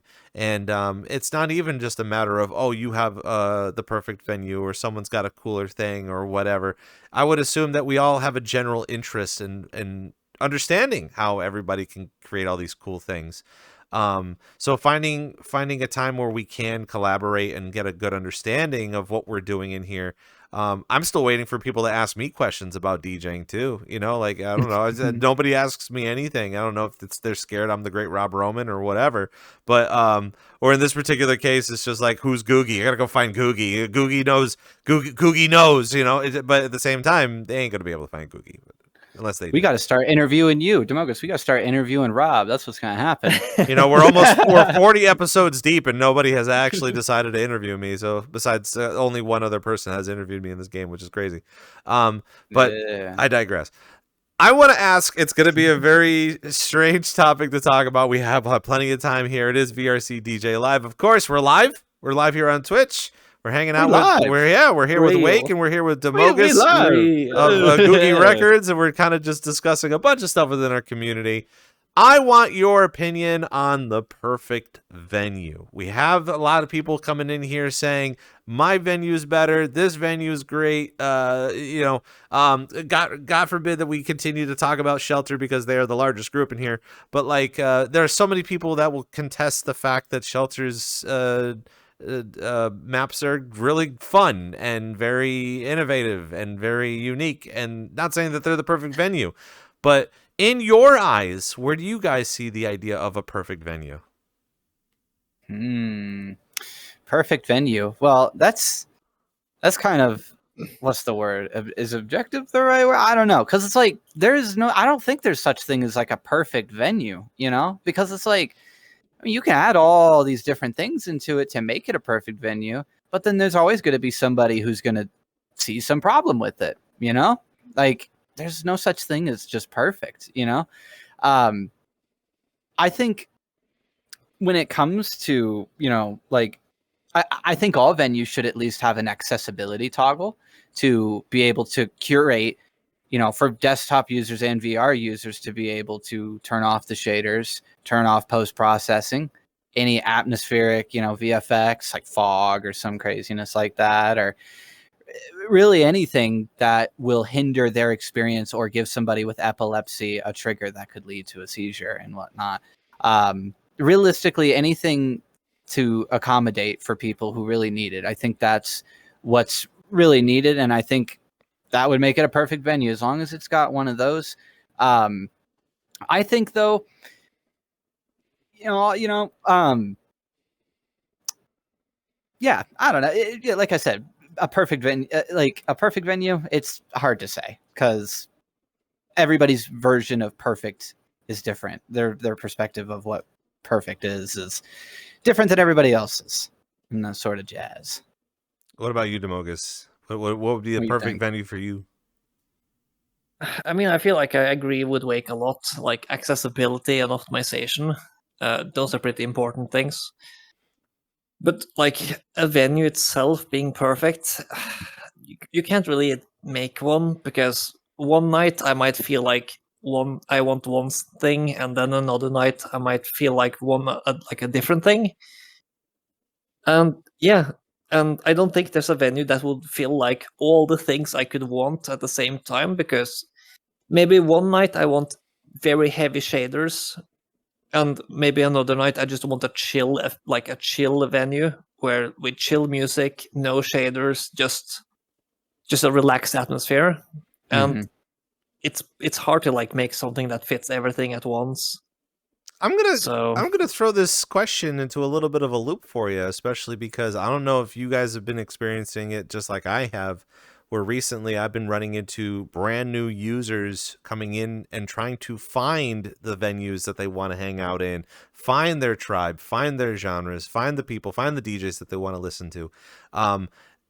Most of them are looking for an experience that's not so aggressive. So if you were to put together a perfect venue for the first time ravers in VR that they want a little bit of stimuli, how would you develop that? Well, I guess like it really depends on the person too, because I mean, we have new users. We've been actually, it's funny you say that, because there has been a lot of like a fluctuation of new users that have been coming into the scene. Some of them are DJs. It's kind of crazy. And they're just like, when we do open decks, they're like, yeah, I've been playing this game for 2-3 days, but I had a friend show me how to set up OBS and let me use their CDN. Can I DJ? And I'm like, yeah, you know, by all means. And that sort of thing. Realistically, I mean, they just kind of come to the events and they enjoy it, you know? I think because it's like we kind of curate our events for just everybody, you know, like everybody, like for people who have been in VR chat for so long, you know, the VR chat boomers, and then people who are brand new. It's always the people who are brand spanking new to the game that are always just like their minds are just blown, you know, like they're just blown away at what they're seeing and everything. And that's always an experience I always cherish, is, you know, seeing people just so amazed at the stuff that we work on. You know, I'm always eternally grateful for that. And, you know, I love it when people come up and tell me that they're, you know, this is the coolest club I've been to, you know, and like, I'm so grateful for that. And, you know, I tell them, I'm like, you know, you got to go see some of these other clubs, you know, like, you know, you got to go see Break, you know, you got to go see, you know, like Shelter, if you ever been there, you know, or, whatchamacallit, you know, or like Techno Abyss. And you know, I could just name so many, but yeah, no kidding. I always try to be putting all the new people on to, you know, all these different clubs. I'm like, check out the VRC timeline. There's so much stuff on there. You know, you could find something that, you know, that just fits you just right, you know, and all that good jazz. I mean, even with all the different particles that you can, all the effects and shaders and stuff that you can provide within, well, I guess we could also say too, what is the most popular shader effect that you've been seeing that a lot of people have been kind of raving to or raving about? That's a good question. What's that? Outlines. Everyone loves outlines. They do like those outlines. That's why you find outlines in every venue that has shaders. There's always outlines. I always feel like for those people that don't proactive, if they're not recreational enough with drugs or being able to see double or triple of themselves by drinking, I feel like most of the time they're sitting there looking at their hands like this, going, "What is this?" You know, like when it comes to the outlines, they're just like, "Is this what it feels like to freak out without freaking out?" You know, so I feel like that could be one of those things. It's just like for the first people that are coming in here and experiencing that, you know, is it a weird enough sensation to be able to explain that, being like, don't do drugs, kids, but if you do drugs, this is gonna look like Yeah, I mean, harm reduction for real. That's absolutely, everyone's experiences is valid, and you know, as long as they got a comfortable experience, that's what matters. I mean, when people come in, like let's say they come to the Googie Forest, right? And I saw somebody ask, "What's my favorite venue that we've built?" Mine is Googie Forest. That's the latest map that I've made, and a lot of people have been coming to. And we've had a lot of new users be coming through there, and they'll see all the crazy shaders and shit, and like, I'd be like, my mind is melting, or like, I'm tripping. I'll just, you know, I took 12 honey packs. This is what happens, you know, or something like that. Craziness, right? We usually just like, if it's like too much for people, show them where the panel is to turn it off and everything, and it's no big deal. But most of the time, it's always, no, I'm good. I'm like enjoying myself. This is so cool. I've never seen anything like this, you know, and it's like, absolutely enjoy it, you know, like, we're here for another 6 hours or something, you know, at night, you know, or some craziness. Yeah, no, always, like I said, always eternally grateful for people who really enjoy the experiences that we put on, the light shows and the, you know, and all the fun stuff, you know, like I'm always grateful that people want to come and experience the things that we work so hard on and everything. And we're passionate about too. Yeah, when it comes to all the different things you can experience in virtual reality, it's really, really tough to be able to find enough time to be able to showcase what the good of everybody's group can handle. And just as we were experiencing the whole what is the perfect venue scenario, we were able to kind of break that down into, there is no perfect venue, but there is a perfect venue for what you're looking for and what you're trying to experience, between it being music or visuals. And I will also say within research alone this year, there have been a lot of people that have been proactive in the social aspect of it, where there are some groups that don't really like the idea of being able to talk during a DJ's performance, or even being able to talk to the DJ, which in itself is just another skill that most DJs have to acquire anyway, lest they just kind of go up, perform, and then go eat a sandwich and go to bed. But at the same time too, like, you know, it's fun to be able to see that there's a space for everybody, and everybody can go do a specific thing and be included but also trying to change up their spice of things, being able to explore different things and stuff like that. With that being said, kind of another complicated question is, now that we've been able to see how large the timeline gets on Fridays and Saturdays, even today, I don't know if you guys got to see what the timeline's looking like today, but there's legit like 30 clubs doing stuff tonight. Again, wild for a Thursday, but at the same time, this is what we're living into. And I'm not going to be the first to say it. People have been talking about it, and we've been talking about it every year since, that the holidays are coming. New hardware is coming. The videos on social media are there. People are going to be engaged. They're going to want to do more things. Winter is coming. We've always say it every year, where people are going to be coming in here because it's too snowy, too cold to go do a thing. They're going to come in here and drink and have a good time socially because they can't go outside. And it's not, I don't want to say it's frightening. It's not a frightening thing, but we have to remember to keep track of it as we carry on into the future. So from the experiences of what you guys started with the whole project, comparable to the size of things now, where do you think we're going to be going just in the new year alone when it comes to new concepts, new events, new festivals? What are we looking forward to in 2026? I guess new tech, new ways of doing things. I mean, just recently we got light volumes from Red Sim, and those things, they are sick. Yeah, you know what I mean? I love those things. Tell us about it, because obviously I would assume it's only a matter of time that most of the venues are going to be implementing that too as well. Yeah, it's a much better version than light probes essentially. I mean, light probes are still kind of the norm, but it's a nice layer of an add-on to be able to see that dynamic lighting from like a lamp, right? You stick your arm under the lamp and your arm lights up, right? But the rest of your body still stays that color, that or same brightness. It's just really nice, and it looks so good for pictures and everything. And I'm just excited for more stuff like that to come out, because I mean we are in a community full of unbelievably talented people that are constantly making stuff, for everyone else to use. And yeah, I'm just looking forward to what the community has to offer, along with new tech and new people making their way through, because there's always people coming through. They come into VR chat just like we did, and they're inspired, and now they want to make a club. I see it all the time. I see people who are like, I want to run an event, and they hadn't even been playing the game for 2 months. It's like, hey, you're trying. I love to see that, and yeah, I don't know. It's I'm just excited to see all the cool, like I said, all, because it's it's hard to name. There's always all this interesting stuff coming out, for world development or just even in the game itself. Like we got the Dolly system too. That thing is goated.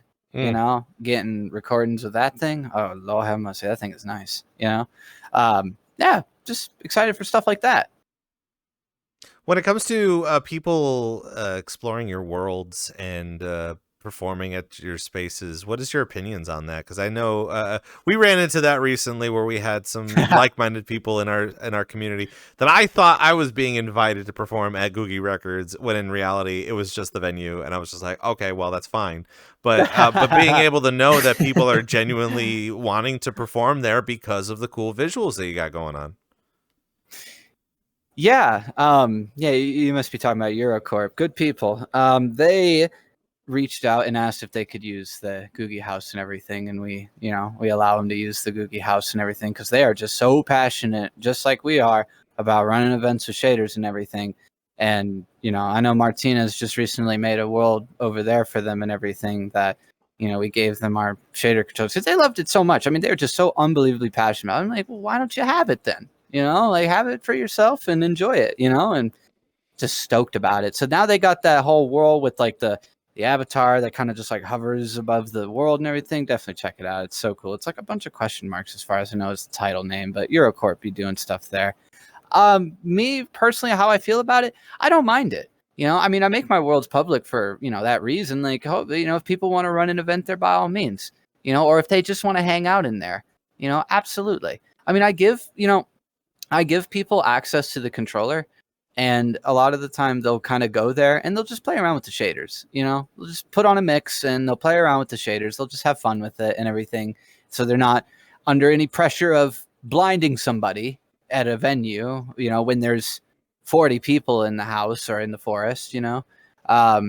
So I truly don't mind it. I'm actually really flattered when people want to use, you know, our worlds and things like that, and all of that good jazz. It's really nice, and I'm always eternally grateful, you know, especially with Eurocorp wanting to use the Googie House so much. Like that was really nice and everything, you know, like that they really like that map so much. You know, super humbling to be able to hear all of this too, because again, there's so many people that have been to your instances and see how cool these particle effects are. And like, I ended up doing a video myself, and I could not be able to capture all of the different things that were going on in the instance because, you know, I wasn't there for that long. But I mean, you could literally be there for like hours on end and go through all sorts of combinations of shaders and particles and stuff that really truly make it an experience. And what's so amazing to hear, that you come onto the show and being able to say, listen, if somebody wants to be able to use this effect or series of effects, that you guys are welcoming to do that. It's so disjointed that within our space that it always kind of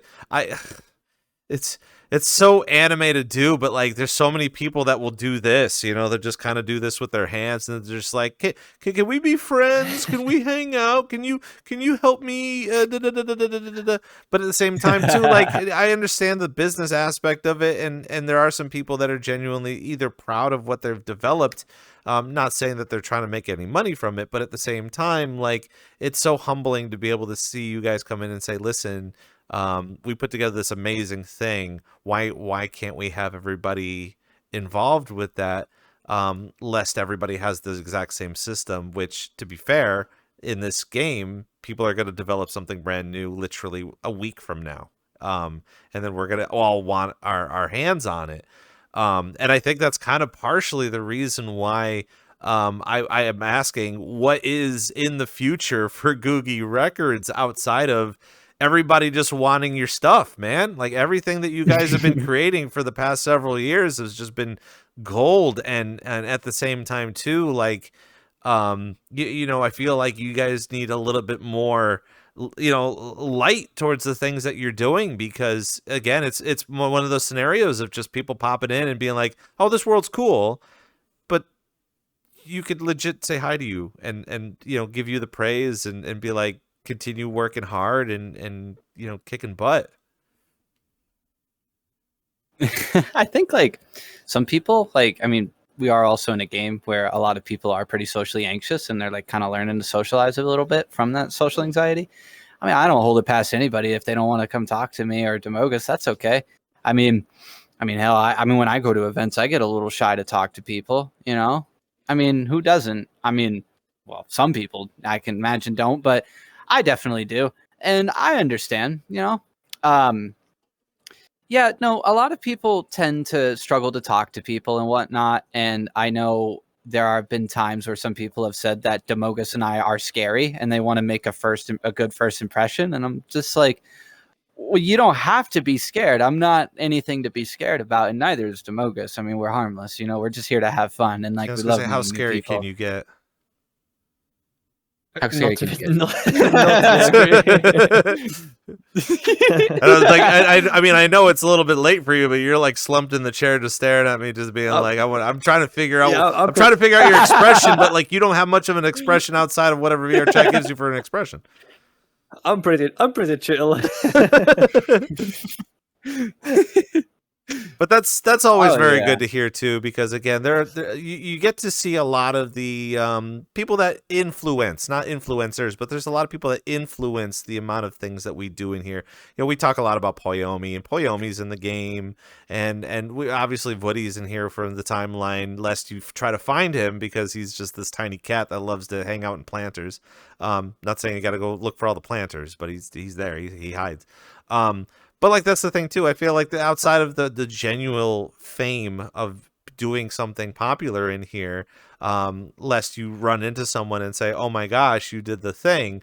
We're all trying to have a really good time, but it's really nice to be able to see some people coming in here that are adding to the passions that they've had for the community. That I'm not saying that people are under creative, but at the same time, like, I don't know, you leave the art to the artists. You leave it to the people that have this vision of how they want to handle it, and you'll always find people that will always go and hang out and enjoy your experience. So, as we are kind of coming up towards the end of the show here on VRC DJ Live, because those 2 hours just always tend to fly by. What can we expect from Googie Records in the future? I mean, obviously, besides again, kicking butt with the shader effects and wanting to do more events. I know that was something that you're more passionate about. The record label will continue to exist and the things that are there, and people can reach out for you for that. But like, what kind of other events can kind of tell us a little bit about, that's even for the rest of the year? Well, right. I mean, more maps for sure. Because I mean, we're never running out of ideas. Yeah, we're gonna see that shoe map. Is that done yet? Oh yeah, we've done like a few events there. It does need a refresh, so it might be a while until the next one. Oh yeah. But Wake got the Dub Stars. Yep. The Dub Stars. So we're going to be doing. So Googie has always been we're going to do events whenever we feel like it. I saw somebody asked in the chat, when is the next event, and are we going to get you on the DJ decks? That's I got it. That's a great question.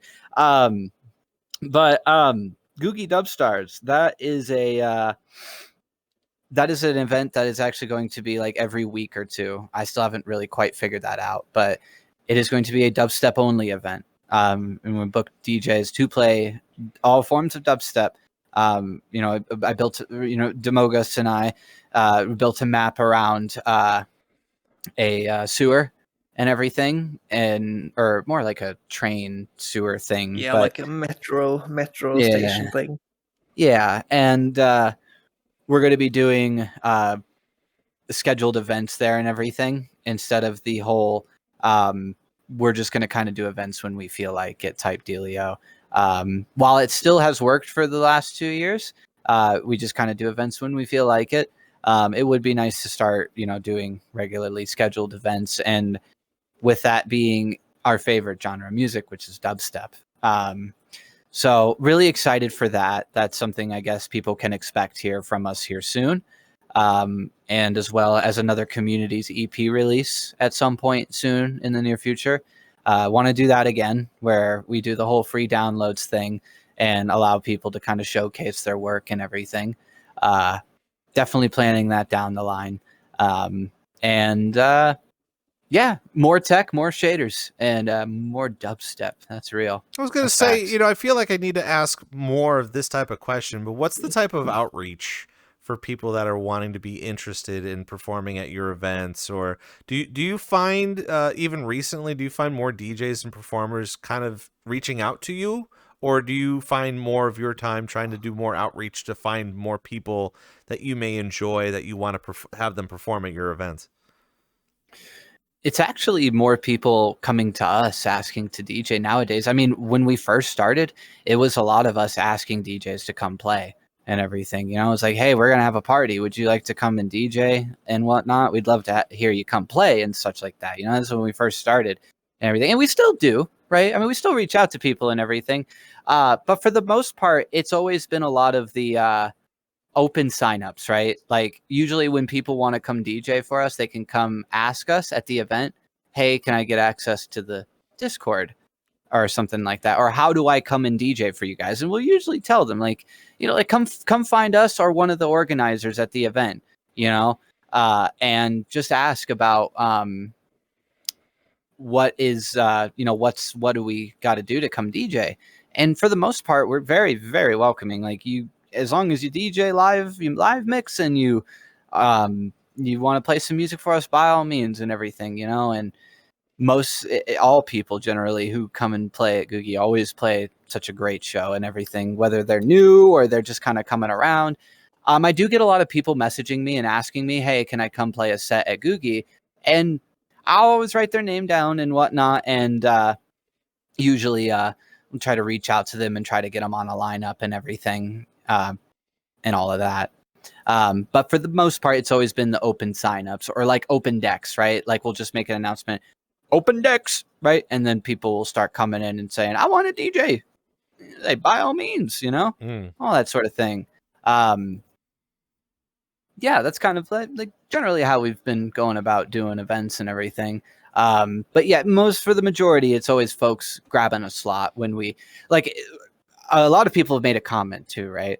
And when we do the open signups at Googie, the slots do kind of fill up very quickly, like in seconds, and that can be kind of bad sometimes. So we've been trying to also reach out to people when they express interest, as I like write their name down and such, and I'll reach out to them and whatnot, and all of that fun stuff. But a big majority of it has always been, free form, open signups or something like that. But that's also really exciting too, just the fact that people are genuinely, they're gutsy enough to be able to walk up to someone and say, hey, I'm interested. Hey, I want to perform. I feel like even in the past 2 years that most average DJs just haven't been able to want to do that. Like I feel like they're just like, well, I'm not good enough, or and maybe I don't know what I'll do if they say no, or they'll just blow up the Discord and just be like, a constant spam of DM messages, which can get annoying at times, but the squeaky wheel does get the oil. So that's kind of a thing too. And I know earlier we were trying to get Damoggen to DJ as well. How's that process been going? Going great. We're going to get Damoggen on the decks very soon. That's I can promise that. Dubstep? We're going to be hearing dubstep from you? Is that what you want to do? Probably, but not necessarily. Also like jungle, garage. Yeah, I also like that. jungle. Yeah, that's good stuff. Yeah. Anything with the break. The almond breaks, broken beats, shout out broken beats, that's like Pizza Princess and VR Roku and Goblin Mode. Shout out to those folks. They got some good taste in music, they like the breaks and all that. I think we're always looking for the premiere. We're always looking for a debut. We're always looking for something like that too. But you know what? Once you get that bug to bite, you're gonna, I know I constantly talk with Aquaman a little bit, and he started to get the bug a little bit more, but he's starting to realize how much work and effort it does take to constantly be doing that behind the decks and making sure that everything works out for that. So hopefully we'll be able to hear from you soon from that. But of course, VRCDJLIVE, we just got a few more minutes here with Wake and Damoggen of Googie Records. And during this part of the show, what if you have been paying attention, if you haven't been paying attention, it's okay. We're here. We love to try to do a rapid fire question and answer kind of a thing towards the end. And I tend to not share the questions with the guests a little bit earlier on, just so that way we can get those instant reactions. But if you watch the show, you also know what the questions are. So I'm not saying that you didn't have to see the show, but at the same time, here we go. We're going to be doing something like that. Out of everything that we've talked about on the show tonight, between world creation and obviously with the record label and just learning about the genre and the community and everything that we've been discussing with DJing and stuff like that, what is a really good word of advice that you would offer to someone maybe that is interested in Googie Records? Come to the events. Come talk to us. Enjoy the visuals. We're not scary. All of us are very, we're very social with people. So it's like, you ain't gotta be afraid of us. If you want to DJ, feel free, you can come and ask us. If you want to play around with the shader controller, we'll be more than happy to show you how to do shaders and that sort of thing. Be more than happy to show you how to run the shader controller. And even if it looks like we're busy with the shaders, we're not actually that busy. So you can still come and talk to us.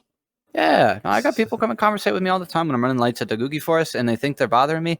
No, you're not. You're not bothering me. I like having conversations, listening to music, and doing the shaders. I can multitask in that degree. Another skill right there too. Yeah. Yeah, it's yeah. No, I'm like like Damoggen said, we may seem busy, but we're not really all that busy. Unless we're like throwing a link into the player and whatnot. That's like 2 minutes, and like for the rest, like we're just vibing to everyone's set, for the majority. And so it's like, hey, you can come talk to us and everything, you know. That's always a And good all of start that. too, especially for those people that are interested and that want to further on their hobby and the things that they want to do. I know I'm more of an interest to this than anybody else, but what are some musical artists that you've been listening to recently that that you want to tell people about? Oh wow, that's a great question. I've been listening recently myself. I've been listening to like Claybrook, artists on SoundCloud. Check them out. A bit more rhythmy and then wobbly sounds and whatnot. And Vacant for Future Garage. Burial's been putting out some new stuff. Been listening to that and everything. Tempa as well has got some like introspect that's been released recently through the Tempa label. It's like an old classic dubstep label. Listening to some of those new releases and everything. Real good stuff. And you know, Duploc's always releasing stuff too. I'm always checking that stuff out. I always generally tend to stick to the you know, like, you know, the record labels and things like that. They're always pushing out new sound and everything. Yeah, no, always, you know, I was checking out these record labels like, you know, Tempa and Dub Police and you know, Juan 40 and was it Rarefied and all that, like very good labels for dubstep and everything. Dub Police especially. Mm. Good stuff. Yeah, I've mostly been sticking to the same good old classics like Mala, yeah. Koki, those like Temper, like stuff from Tempa, stuff from DMZ. Oh yeah. Yeah, I like the stuff a lot. There doesn't come out too much new stuff of like that type. Mm-hmm. So I tend to stick to the classics. Yeah. Yeah, but the classics Yeah, for are the always very good, majority. too.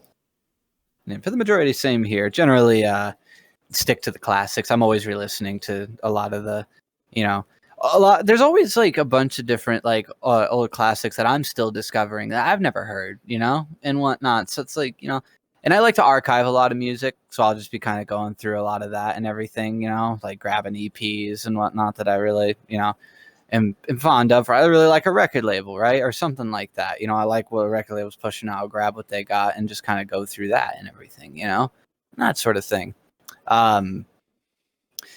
Yeah, no, but generally new music, I generally find on like SoundCloud and everything. I'm always listening to what people are putting out and everything, always resharing it. And then, you know, same with, you know, the producers, you know, and all the very, very talent in our scene, always putting out new stuff, you know. Yeah, and especially too, I have been kind of talking with some other DJ friends of mine, being like, they're always asking me, when am I going to start playing more hip hop? And I always tell him I don't really have much of a catalog to play hip hop. I just know some of the classics. And he's always said it. He's just like, people will always get down with the classics. Doesn't matter. You know, they'll always sing along. They might go, oh my gosh, he's playing this tune. But at the same time, you know, it's like the same thing with like Sir Mix-a-Lot's Baby Got Back. Like everybody's going to sing along to that, regardless if you want to or not. You're still going to do it. And that's kind of how that goes. Here's another trickier question. Can you guys come up with 3 VRChat DJs that we should be looking forward to for the rest of the year? Oh, wow. That is a good question. That's a difficult one. I can think of one right off the top of my head. He's right over there. Dark Side. Yeah. Yeah, Dark Side. That guy over there. Dark Side. Oh, goodness gracious. Who else was kind of like is a brand new DJ and just starting off? Oh, goodness gracious. That's a good question. There's so many names. See, this is the reason why we need to have Dark Side on the show, right? I mean, it's VRCDJLIVE. That's what We're I'm talking saying. with DJs. That's what I'm saying. Kind of makes sense. I don't know. Demogus? What do you think? I think between the two of you can come up with 2 other ones, right? Demogus. Yeah. Look out for Demogus. Yeah. The future of Demogus. Yeah. DJ Demogus. Yeah. Oh my god. Yeah, one day. Oh yeah. We'll get him DJing here soon. Yeah. We'll get him DJing. We sign only the best after all. It's real. Oh wow. I can't really think of many other people that are like brand spanking new at the moment off the top of my head. Well, it doesn't even have to be a new person. It could be like someone that you proactively go and watch every so often in the VR chat space. Oh, okay. Well, definitely Crunchy Joints. Crunchy Joints for sure. I know you've had her on the show. I really like Devotion from Obsidian Garden. Devotion plays some really nice stuff. I like what they be playing. Yeah, Dark Side and Crunchy Joints. Perfect. Those would be my selections. You want to cap off the third one? I think yours sounds pretty good. You could also throw in if you want something different that's not the same as the same style as a lot of other people play. Then you have Colonel. Oh yeah, Colonel. Yeah, that's right.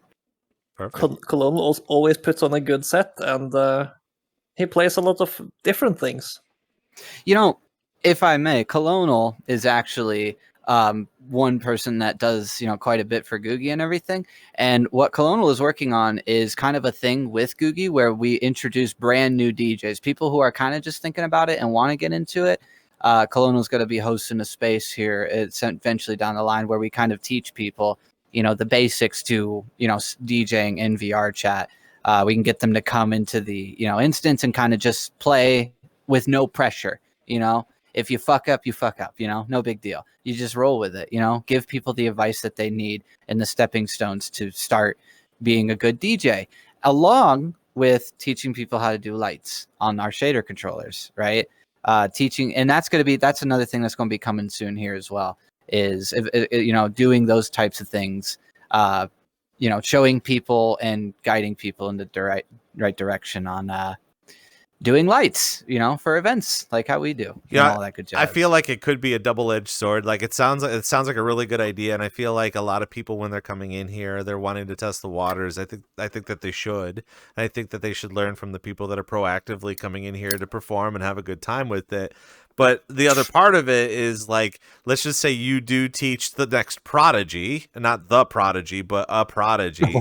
And then you see them go and kick a lot of butt and try to get all the popularity and stuff. And you're sitting there going, okay, well, I taught you, and like it's like, I wish that was me, but I taught a prodigy. Like, I'm so sorry, but like, I feel like that's going to be coming in the next couple of months of just being like, well, we just taught someone that ended up being, DJ Damoggen could actually be really, really good, depending if they put in a lot of their time and attention into it. I think so too. I think Damoggen would be a great DJ, and we should start booking Damoggen. That's what I'm saying. Yeah, I'm just saying, the first set will always be the best. I'll just give you that for the word of advice, because you get to the second set, you're like, where's everybody? No. The first set was the worst because we were both completely wasted. Oh, that's fair. Yeah, we did a back-to-back at Boat. That was so funny. Oh my god, we shouldn't have been DJing, but we did anyways. It was so fun. Well, I'm glad nobody recorded that. I'm glad nobody has evidence of that. But don't worry, it's recorded. It's literally on my YouTube. Again, I'm really glad nobody recorded that. No, I'm kidding. Anyway, guys, before we get on out of here, where can we find Googie Records on the internet? Googie.9151. That's the group ID. Yep. You can find us on Bandcamp as well. We also have a SoundCloud, and then we also have a Blue Sky page where we post all of our events. We post a lot of stuff on the VR chat timeline, and you could just see by looking for the little Googie, and you'll know that's our event. I was going to say, don't you guys have another event coming up soon? Do we? I don't know. I was thinking maybe doing something this weekend, but I didn't know if we had anything. We did have one last night. Yeah, we had a open decks last night. We did the announcement, like, what was it? Like, I did the VR chat announcement like 2 hours before the event, and then people all just came and whatnot. So that was last night. I'm thinking of doing something this weekend. I don't know. I'm still on the fence, but we'll see how I'm feeling. There should be a good time. We'll there will always be room for a Googie Records event, I would only assume. So, but Wake and Damoggen of Googie Records, thank you guys so much for coming by. Thank you for having us. Thanks for having us. Yeah. And of course, it was a lot of fun. Absolute pleasure. Never done anything like this before. Yeah. We're gonna get you. Well, we're actually gonna talk more about stuff in the future, and then we're gonna have a big old Googie Records festival, and then we're gonna have a big old. We have merchandise and I don't know. And a summoning circle. Yeah, summoning circle would be great. We can end the festival by sacrificing someone, right? That's the best way to end your festivals anyway. But that's going to do it for us for VRCDJ Live. And, of course, we got many, many more things down the pipeline coming down as well. For the show, we're going to have our highlight ready for you for Friday and the full show for replay up on YouTube on Sunday. Coming up next week, we're going to be sitting down with Dolce Arma of the rave community. And I've known that boyo for a couple of years now, and being able to see his DJ journey has been quite interesting. And for that fact that he's got an entire fan group and people that are coming to his shows, and he's starting to learn more about the DJ scene and everything. So we're going to kind of break it down to see how his process is and what he's got coming down the pipeline. That's next week on Thursday. We are going to be taking a slight break after that. I have to move, so obviously everything's going to be boxed up, unfortunately. But towards the last week of August, that's where we're in a brand new month. We're actually going to be performing out in Amsterdam for 4 Seasons, and we're going to be doing a live show with all of the DJs on that lineup. So not only are you going to be able to see all of your favorite DJs performing, but you're going to actually be able to see what they look like. Unless they don't want to be on the show or they want to wear a mask, that's basically what they feel like. But of course, you can see the whole lineup of what we got going on this month, as well as what we're going to be hopefully having a big old lineup for September as well. You can find that up on X or Blue Sky at VRCDJLIVE. Of course, we have an Instagram too, so make sure you're following that. We have a link tree with all the different things. And just as we've had Dark Side in the background, we are looking for more guests to join us on the program. You can also fill out the DJ form and the club form up on, actually it's in the bio on the Twitch, and as well as on Linktree. So, for Wake and Damoggen of Googie Records and for the VRC DJ Live staff, I'm Rob Roman.